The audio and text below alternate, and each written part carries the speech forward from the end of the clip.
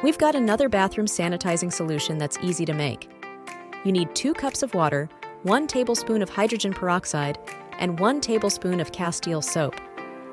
Pour 2 cups of water into your spray bottle. Water dilutes and spreads the cleaning agents. Add 1 tablespoon of hydrogen peroxide. It's a potent germ killer. Then mix in 1 tablespoon of Castile soap for gentle cleaning.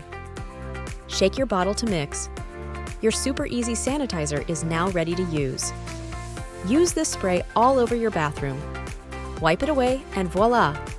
A safe and sanitized bathroom in just minutes. Wow, we've done it! We've made our homes sparkle with all natural homemade cleaners. Thanks for joining us on this green cleaning journey. If you love these DIY cleaning tips, remember to hit that like button, subscribe for more, and share this video with your friends. Let's spread the joy of natural cleaning with cheap, effective ingredients. We'd love to hear how these cleaners worked for you. Drop a comment below with your experience or any questions you might have. Thanks again for watching. Keep living clean and green, and we'll see you in the next one.